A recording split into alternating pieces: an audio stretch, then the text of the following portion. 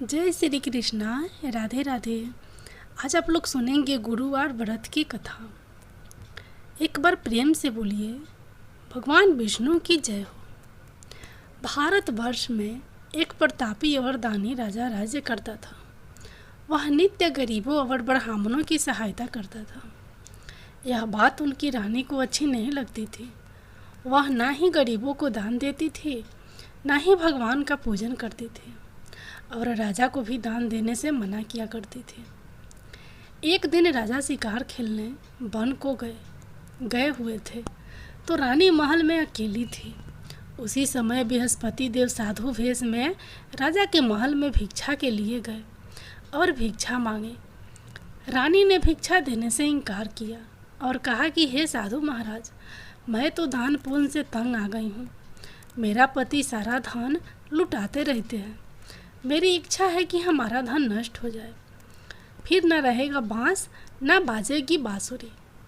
साधु ने कहा, देवी तुम तो बड़ी विचित्र हो। धन संतान तो सभी चाहते हैं, पुत्र और लक्ष्मी तो पापी के घर भी होने चाहिए। यदि तुम्हारे पास अधिक धन है तो भूखों को भोजन दो, प्यासों के लिए प्याऊ बनवाओ, मुसाफिरों के लिए धर्मशालाएं खुलवाओ। जो निर्धन अपनी कुमारी कन्याओं का विवाह नहीं कर सकते, उनका विवाह करा दो। ऐसे और कई काम हैं जिनके करने से तुम्हारा यश लोक परलोक में फैलेगा। परंतु रानी पर उपदेश का कोई प्रभाव न पड़ा। वह बोली, महाराज आप मुझे कुछ न समझाएं। मैं ऐसा धन नहीं चाहती जो हर जगह बांटती फिरूं। साधु ने उत्तर दिया, यदि तुम्हारी ऐसी इच्छा है तो जैसा मैं तुम्हें बताऊंगा तुम 7 बृहस्पतिवार वैसा ही करना। तुम ऐसा करना कि बृहस्पतिवार को घर लिपकर पीली मिट्टी से अपना सिर धोकर स्नान करना। बृहस्पतिवार के दिन कपड़े धोना। राजा से बोलना कि वह हजामत बनवाए और भोजन में मांस मंदिरा खाना। ऐसा करने से आपका सारा धन नष्ट हो जाएगा। इतना कहकर वह साधु महाराज वहाँ से अलोप हो गए। साधु के अनुसार कई बातों को पूरा करते हुए रानी को केवल 3 बृहस्पतिवार ही बीते थे कि उसकी समस्त धन संपत्ति नष्ट हो गई। भोजन के लिए राजा का परिवार तरसने लगा। तब एक दिन राजा ने रानी से बोला कि हे रानी, तुम यहीं रहो, मैं दूसरे देश के जाता हूँ, क्योंकि यहाँ पर सभी लोग मुझे जानते हैं, इसलिए मैं कोई छोटा कार्य नहीं कर सकता। ऐसा कहकर राजा परदेश चला गया। वहाँ वह जंगल से लकड़ी काटकर लाता और शहर में बेचता। इस तरह वह अपना जीवन व्यतीत करने लगा। इधर राजा के परदेश जाते ही रानी और दासी दुखी रहने लगी। एक बार जब रानी और दासी को 7 दिन तक बिना भोजन के रहना पड़ा, तो रानी ने अपनी दासी से कहा कि हे दासी, पासी के नगर में मेरी बहन रहती है, वह बड़ी धनवान है, तो उसके पास जा और कुछ ले आ, ताकि थोड़ी बहुत गुजर बसर हो जाए। दासी रानी के बहन के पास गई। उस दिन गुरुवार था और रानी की बहन उस समय बृहस्पतिवार व्रत की कथा सुन रही थी। दासी ने रानी की बहन को अपनी रानी का संदेश दिया, लेकिन रानी की बहन कोई उत्तर नहीं दिया। जब दासी को रानी की बहन से कोई उत्तर नहीं मिला तो वह बहुत दुखी हुई और उसे क्रोध भी आया। दासी ने वापस आकर रानी को सारी बात बता दी। सुनकर रानी ने अपने भाग्य को कोसा। उधर रानी की बहन ने सोचा कि मेरी बहन की दासी आई थी, परंतु मैं उससे नहीं बोली, इससे वह बहुत दुखी हुई होगी। कथा सुनकर और पूजा समाप्त करके वह अपनी बहन के घर आई और कहने लगी हे बहन, मैं बृहस्पतिवार का व्रत कर रही थी। तुम्हारी दासी मेरे घर आई थी, परंतु जब तक कथा होती है तब तक ना तो उठते हैं और ना ही बोलते हैं, इसलिए मैं नहीं बोली। कहो दासी क्यों गई थी? रानी बोली, बहन तुमसे क्या छिपाऊं, हमारे घर में खाने तक को अनाज नहीं था। ऐसा कहते कहते रानी की आंखें भर आई। उसने दासी समेत पिछले 7 दिनों से भूखे रहने तक की बात अपनी बहन को विस्तार पूर्वक सुना दी। रानी की बहन बोली, देखो बहन, भगवान बृहस्पति देव सबकी मनोकामना को पूर्ण करते हैं। देखो, शायद तुम्हारे घर में अनाज रखा हो। पहले तो रानी को विश्वास नहीं हुआ, पर बहन के आग्रह करने पर उसने अपनी दासी को अंदर भेजा तो उसे सचमुच अनाज से भरा एक घड़ा मिल गया। यह देखकर दासी को बड़ी हैरानी हुई। दासी रानी से कहने लगी कि हे रानी, जब हमको भोजन नहीं मिलता तो हम व्रत ही तो करते हैं, इसलिए क्यों ना इनसे व्रत और कथा की विधि पूछ ली जाए ताकि हम भी व्रत कर सकें। तब रानी ने अपने बहन से बृहस्पतिवार व्रत के बारे में पूछा।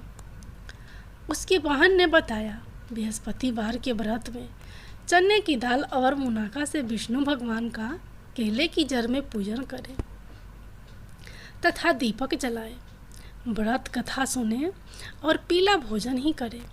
इससे बृहस्पति देव प्रसन्न होते हैं। व्रत और पूजन विधि बताकर रानी की बहन अपने घर को लौट गई। 7 दिन के बाद जब गुरुवार आया तो रानी और दासी ने व्रत रखा। घुड़ साल में जाकर चना और गुड़ ले आई। फिर उससे केले की जड़ तथा विष्णु भगवान का पूजन किया। अब पीला भोजन कहाँ से आए, इस बात को लेकर दोनों बहुत दुखी थे, चूँकि उन्होंने व्रत रखा था। इसलिए बृहस्पति देव उनसे प्रसन्न थे। इसलिए वे एक साधारण व्यक्ति का रूप धारण कर 2 थालों में सुंदर पीला भोजन दासी को दे गए। भोजन पाकर दासी प्रसन्न हुई और फिर रानी के साथ मिलकर भोजन ग्रहण किया। उसके बाद वे सभी गुरुवार को व्रत और पूजन करने लगी। बृहस्पति भगवान की कृपा से उनके पास फिर से धन संपत्ति आ गई, परंतु रानी फिर से पहले की तरह आलस्य करने लगी। तब दासी बोली, देखो रानी, तुम पहले भी इस प्रकार आलस्य करती थी। तुम्हें धन रखने में कष्ट होता था, इस कारण सभी धन नष्ट हो गया। और अब जब भगवान बृहस्पति की कृपा से धन मिला है तो तुम्हें फिर से आलस्य होता है। रानी को समझाते हुए दासी कहती है कि बड़ी मुसीबतों के बाद हमने यह धन पाया है, इसलिए हमें दान पुण्य करना चाहिए, भूखे मनुष्यों को भोजन कराना चाहिए और धन को शुभ कार्यों में खर्च करना चाहिए, जिससे तुम्हारे कुल का यश बढ़ेगा, स्वर्ग की प्राप्ति होगी और पितृ प्रसन्न होंगे। दासी की बात मानकर रानी अपना धन शुभ कार्यों में खर्च करने लगी, जिससे पूरे नगर में उसका यश फैलने लगा। एक दिन राजा दुखी होकर जंगल में एक पेड़ के नीचे आसन जमा कर बैठ गया। वह अपनी दशा को याद करके व्याकुल होने लगा। बृहस्पतिवार का दिन था। एकाएक उसने देखा कि निर्जन वन में एक साधु प्रकट हुए। वह साधु वेश में स्वयं बृहस्पति देवता थे। लकड़हारे के सामने आकर बोले, हे लकड़हारे, इस सुनसान जंगल में तू चिंतामग्न क्यों बैठा है? लकड़हारे ने दोनों हाथ जोड़कर प्रणाम किया और उत्तर दिया, महात्मा जी, आप सब कुछ जानते हैं, मैं क्या कहूँ?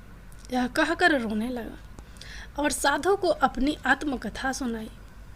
महात्मा जी ने कहा, तुम्हारी स्त्री ने बृहस्पतिवार के दिन बृहस्पति भगवान का निरादर किया है, जिसके कारण रुष्ट होकर उन्होंने तुम्हारी यह दशा कर दी। अब तुम चिंता को दूर करके मेरे कहने पर चलो तो तुम्हारे सब कष्ट दूर हो जाएंगे और भगवान पहले से भी अधिक संपत्ति देंगे। तुम बृहस्पतिवार के दिन कथा किया करो, 2 पैसे के चने मुनाका लाकर उसका प्रसाद बनाओ और शुद्ध जल से लोटे में शक्कर मिलाकर अमृत तैयार करो। कथा के पश्चात अपने सारे परिवार और सुनने वाले प्रेमियों में अमृत व प्रसाद बांटकर आप भी ग्रहण करो। ऐसा करने से भगवान तुम्हारी सब मनोकामनाएं पूरी करेंगे। साधु के ऐसे वचन सुनकर लकड़हारा बोला, हे प्रभु, मुझे लकड़ी बेचकर इतना पैसा नहीं मिलता जिससे भोजन के उपरांत कुछ बचा सकूं। मैंने रात्रि में अपनी स्त्री को व्याकुल देखा है। मेरे पास कुछ भी नहीं जिससे मैं उसकी खबर मंगा सकूं। साधु ने कहा, हे लकड़हारे, तुम किसी बात की चिंता मत करो। बृहस्पति के दिन तुम रोजाना की तरह लकड़ियां लेकर शहर को जाओ। तुमको रोज से दोगुना धन प्राप्त होगा, जिससे तुम भली भांति भोजन कर लोगे तथा बृहस्पति देव की पूजा का सामान भी आ जाएगा। इतना कहकर साधु अंतर्धान हो गए। धीरे धीरे समय व्यतीत होने पर फिर वहीं बृहस्पतिवार का दिन आया। लकड़हारा जंगल से लकड़ी काटकर किसी शहर में बेचने गया। उसे उस दिन और दिन से अधिक पैसा मिला। राजा ने चना गुड़ आदि लाकर गुरुवार का व्रत किया। उस दिन से उसके सभी कलेश दूर हुए। परंतु जब दोबारा गुरुवार का दिन आया तो बृहस्पतिवार का व्रत करना भूल गया। इस कारण बृहस्पति भगवान नाराज हो गए। उस दिन उस नगर के राजा ने विशाल यज्ञ का आयोजन किया तथा शहर में यह घोषणा करा दी कि कोई भी मनुष्य अपने घर में भोजन ना बनावे, न आग जलावे। समस्त जनता मेरे यहाँ भोजन करने आवे। इस आज्ञा को जो ना मानेगा उसे फांसी की सजा दी जाएगी। इस तरह की घोषणा संपूर्ण नगर में करवा दी गई। राजा की आज्ञा अनुसार शहर के सभी लोग भोजन करने गए, लेकिन लकड़हारा कुछ देर से पहुंचा, इसलिए राजा उसको अपने साथ घर लिवा ले गए और ले जाकर भोजन करा रहे थे तो रानी की दृष्टि उस खूंटी पर पड़ी जिस पर उसका हार लटका हुआ था।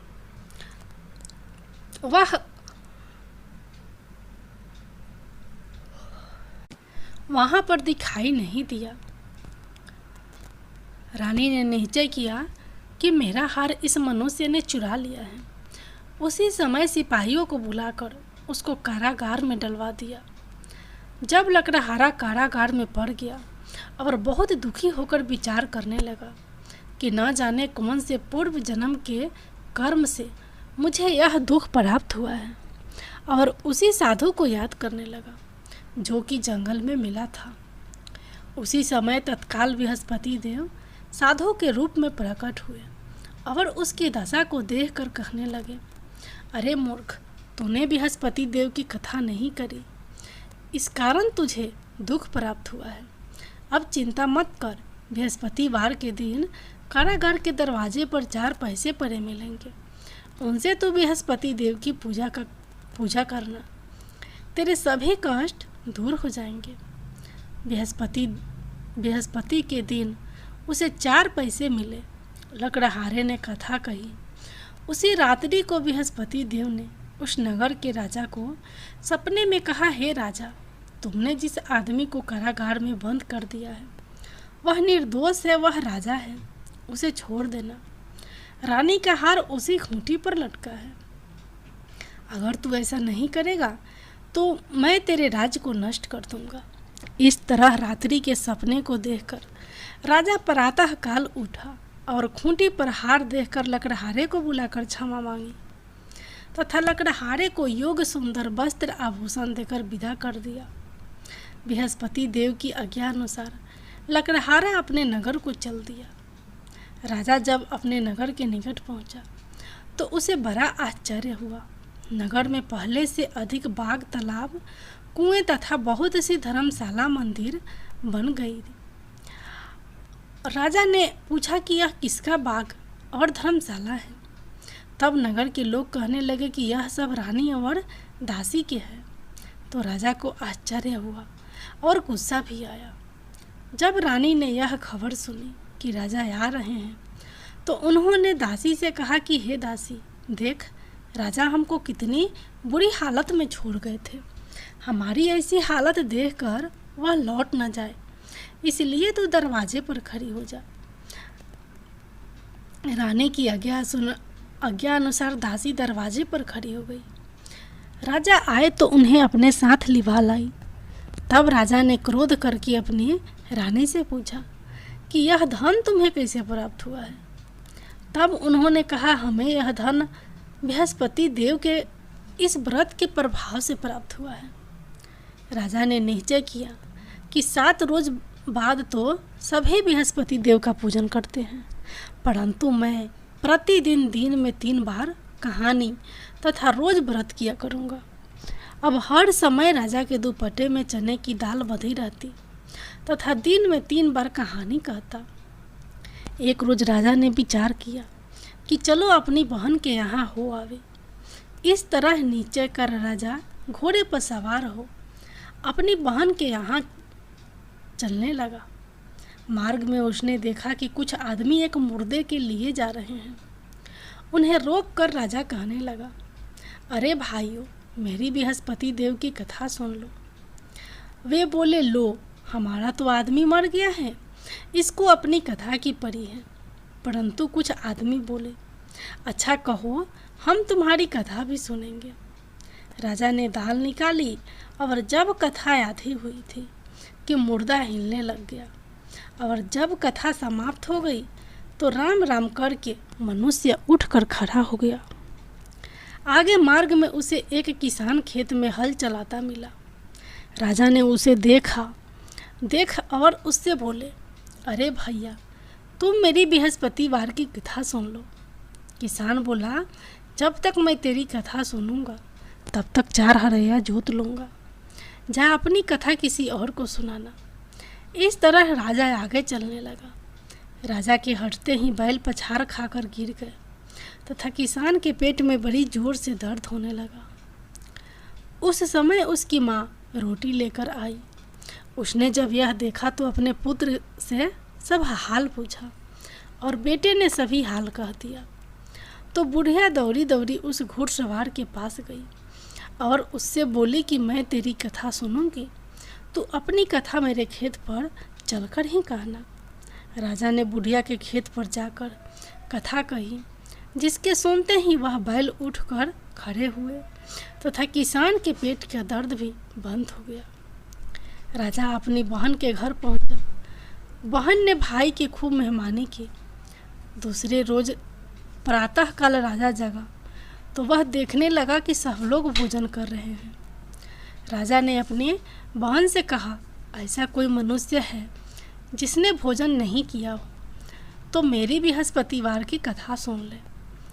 बहन बोली, हे भैया, यह देश ऐसा ही है कि पहले यहाँ लोग भोजन करते हैं, बाद में अन्य काम करते हैं। अगर कोई पड़ोस में हो तो देखकर आती हूँ। वह ऐसा कहकर देखने चली गई, परंतु उसे कोई ऐसा व्यक्ति नहीं मिला जिसने भोजन ना किया हो। अतः वह एक कुम्हार के घर गई जिसका लड़का बीमार था।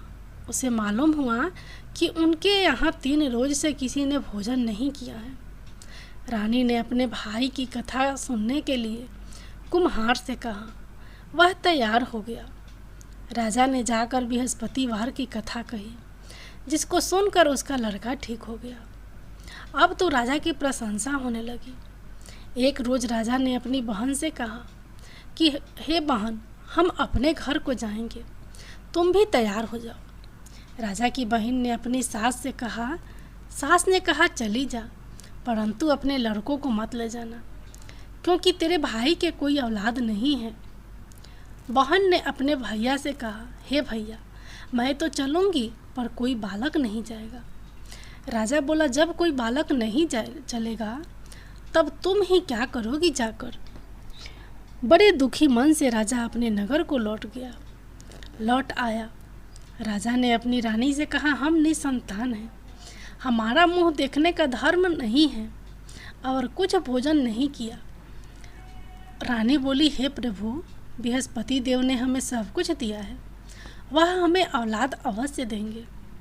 उसी रात को बृहस्पति देव ने राजा के सपने में आकर कहा, हे राजा, उठ, सभी सोच त्याग दे, तेरी रानी गर्भ से है। राजा की यह बात सुनकर बड़ी खुशी हुई। 9वें महीने में उसके गर्भ से एक सुंदर पुत्र पैदा हुआ। तब राजा बोला, हे रानी, स्त्री बिना भोजन के रह सकती है, पर बिना कहे नहीं रह सकती। जब मेरी बहन आवे तुम उससे कुछ कहना मत। रानी ने सुनकर हाँ कर दिया। जब राजा की बहन ने यह शुभ समाचार सुना तो वह बहुत खुश हुई तथा बधाई लेकर अपने भाई के यहाँ आई। तभी रानी ने कहा, घोड़ा चढ़कर तो नहीं आई, गधा चढ़ी आई। राजा की बहन बोली, भाभी मैं इस प्रकार ना कहती तो तुम्हें औलाद कैसे मिलती। बृहस्पति देव ऐसे ही हैं जैसे जिसके मन में कामनाएं हैं सभी को पूर्ण करते हैं। जो सद्भावना पूर्वक बृहस्पतिवार का व्रत करता है एवं कथा पढ़ता है अथवा सुनता है, दूसरों को सुनाता है, बृहस्पति देव उसकी सभी मनोकामना पूर्ण करते हैं। भगवान बृहस्पति देव उसकी सदैव रक्षा करते हैं। संसार में जो मनुष्य सद्भावना से भगवान जी का पूजन व्रत सच्चे हृदय से करते हैं तो उनकी सभी मनोकामनाएं पूर्ण करते हैं। जैसी सच्ची भावना से रानी और राजा ने उनकी कथा का गुणगान किया था, उनकी सभी इच्छाएं बृहस्पति देव जी ने पूर्ण की थी। इसलिए पूर्ण कथा सुनने के बाद प्रसाद लेकर जाना चाहिए। हृदय से उनका मनन करते हुए जयकारा बोलना चाहिए। बोलो बृहस्पति देव की जय हो, भगवान विष्णु की जय हो।